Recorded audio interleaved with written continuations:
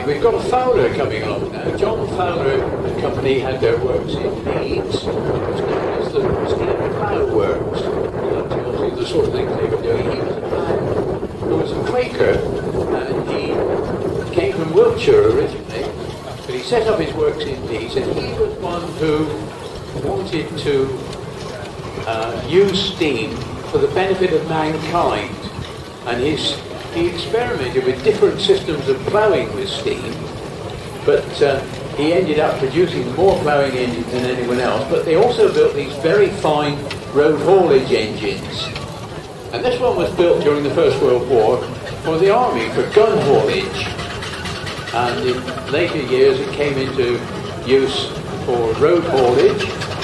And it's been in preservation up in Derbyshire area now for quite a long time. It's changed hands in the last 3 or 4 years, and we're delighted to have it with us. We haven't had I don't think we've had a Fowler road loco here before. That's being followed by a Wallace and Stevens tractor. It's quite a big tractor, a chunky one, but it's 5 nominal horsepower. Most of the tractors were 4. And this one spent its working life at a pottery in Paul. And it's down there, still in the Bournemouth area, in preservation.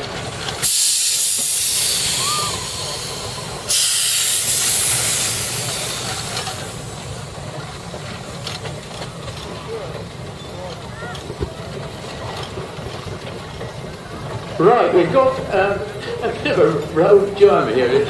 We've got a road locomotive coming along, a Burrell road locomotive this time, a 6 nominal horsepower. And this one spent its working life at a sawmills down in Kent. And I'm told that during the daytime it was used to power the sawmill, and then at night it took the sawn timber and carried it from Kent up to London. So it must have done a fair old day's work each day, that engine. And it's been in preservation for a number of years, but it's now at Gillingham with Nick there, and he's got it as part of his collection of engines.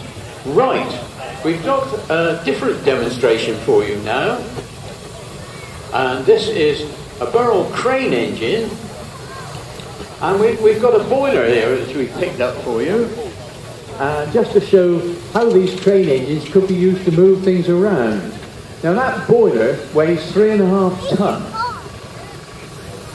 so it's quite a crane, that is. There you are. And the engine itself was built in the early 1900s, and during the First World War they worked it so hard. They had 2 crews, they ran it 7 days a week, 24 hours a day, and they wore it out completely. So it was sent back to Burrell's works after the First World War and completely rebuilt. And David and his son Bert there, they have obtained the complete specification of how it was rebuilt, and they've rebuilt it again to that original specification. So that's really something. They've done a wonderful job. They've done all the work themselves, and I believe Bert actually studied sign writing so that he could do the sign writing on the engine there. And that's just how it was when it came back out of Burrell's works, having been rebuilt. Right, we've come on to a very old engine now. This is one which was sent abroad for direct ploughing. Built by Hornsby's. They were one of the manufacturers who had their works in Lincoln. In fact, I think there were 5 altogether in Lincoln, in the city of Lincoln, who built engines. But Hornsby were one of them. And this engine has come back and has been completely rebuilt. So it's, there it is. It's probably the oldest engine that we have on the field this weekend, I suspect. Okay, on with the parade. We've got a rope.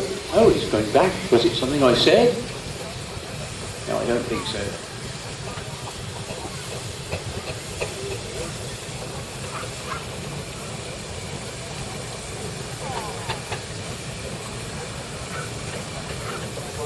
It's a road roller.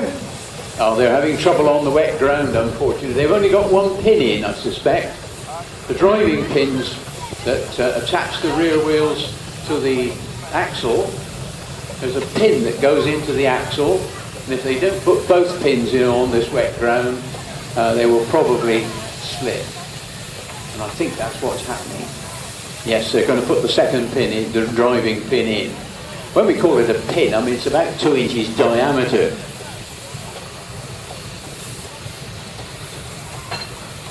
It's one of the problems, of course. Road rollers were not designed to come onto wet fields. They were designed for rolling roads. There we go. Got the second pin in. That will make quite a difference.